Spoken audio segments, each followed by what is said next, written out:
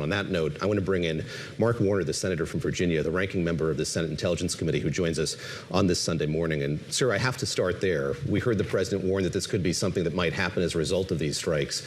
Your reaction to this news on this Sunday, that there have been casualties as a result of these strikes? And I'm heartbroken for the families.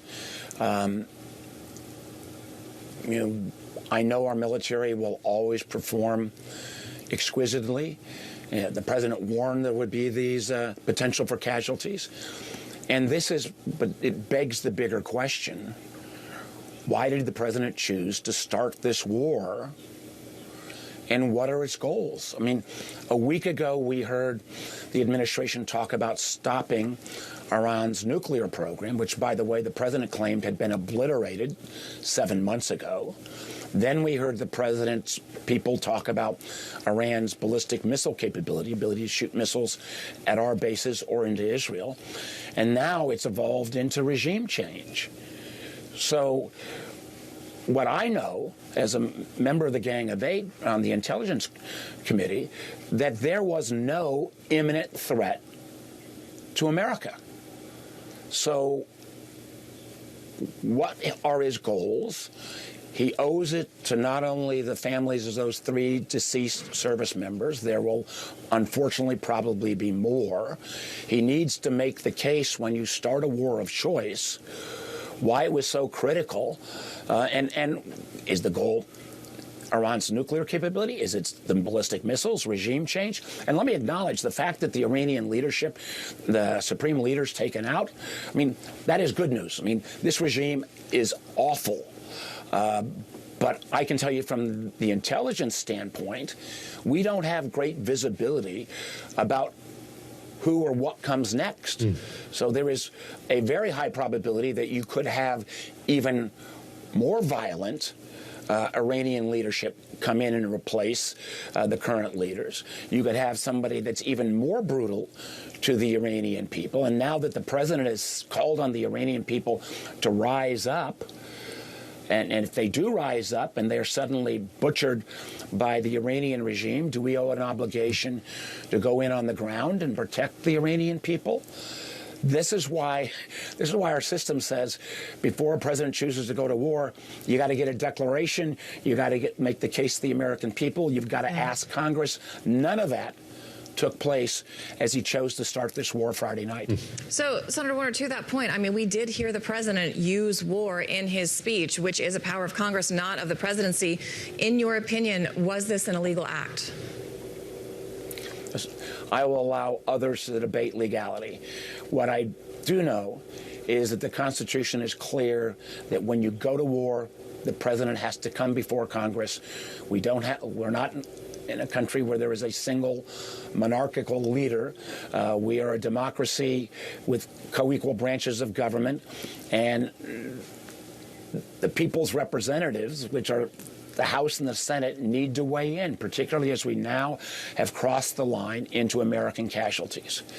And again, our history of wars in the Middle East, at least in the last 50 years, is not great. And again, the president promised his supporters that he wouldn't get into a bunch of wars. This president has taken 8 different military actions in his second term.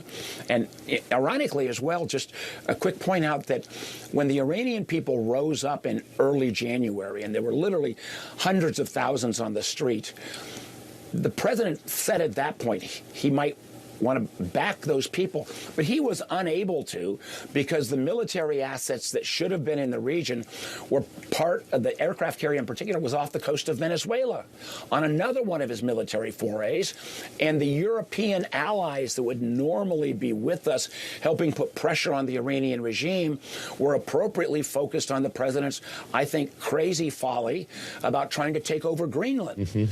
So the idea that America is going into this conflict with potentially only Israel. I know there are some indications of other nations flying, but it sure as heck not the coalition of the willing that could have been brought to bear if the president had made the case of why now and why this was inevitable. The now late Supreme Leader warned in the run-up to all of this that if there were strikes, there would be a regional war that would develop. You were one of only a handful of lawmakers who have been briefed by this administration. You remember the so-called Gang of Eight. You received a briefing, as we understand it, on Tuesday around the State of the Union from the Secretary of State, Marco Rubio. I'm very curious how what you were briefed on forecasted what has come to pass here in the days that have followed. From what we've seen here, the way that this has widened, the prospects of this lasting not just days, but maybe weeks or longer, was something that the administration seemed to have weighed going into that briefing that you had a few days ago. And was that discussed in the briefing? Yeah, I can't go into what was discussed in the briefing. I can say that there were a series of options. At that point, the president had not made a decision. I was. Do you believe that, sir? Well, do you believe the president had really not made a decision at that point? I will accept the word of Secretary Rubio. I was recontacted on Friday, but the idea of what was driving this, was it our timeline? Was it Israel's timeline? I have a lot of questions about. And there were clear questions raised by many about, well, what happens the day after, the week after, the month after? I never got an answer to any of those questions. And quite honestly, I don't believe anyone, even in the administration, knows the answer to what happens next. We do not have that great of visibility into Iran. This is, again, where the Israelis do, but this is where if we had not burned so many of our relationships with our European allies, who do have a diplomatic presence in Tehran, more people in country, I think we might have had a better visibility about what the opposition looks like. It appears to me that the opposition, while widespread, is not organized in a classic sense. So I'm not sure the president says rise up and take over. I'm not sure who would rise. The people might rise up, but where is the leadership to take over, when I think the more likely scenario may be that you even get further hardliners that are going to be even more brutal to the Iranian people, and may then take their proxies all across the region and strike at American interest.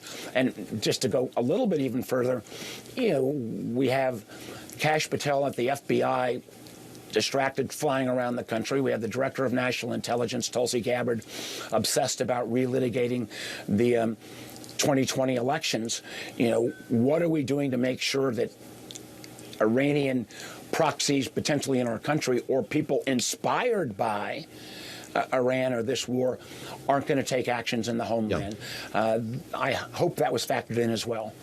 You bring up Venezuela, and I think a lot of people cautioned us after that effort to remove the president, getting Maduro out of Venezuela, that it was not a good analogy to look at what might happen in Iran. But there is the kind of similar sense of vacuum here, an unwillingness of the administration, the Congress, the country to get involved on the ground in a place like that. And we see how that's played out in Venezuela. Effectively, there's been a shuffle of leadership, but a lot of the structure remains in place. What do you make of the president's entreaty to Iranians that they should kind of make this happen on their own? There have been these airstrikes, forcing factors that do lead to some kind of leadership change there, barring having U.S. forces or others there to encourage that happening on the ground? Well, my fear is that the president, because the military executed the Maduro operation so brilliantly, and the bombing of the Iranian nuclear facilities was carried off extraordinarily well. Now, it obviously didn't obliterate their program, since they are trying to reconstitute. But again, it was done in a relatively painless way. My fear is that the president thought, well, that was easy. Let me do this again in Iran.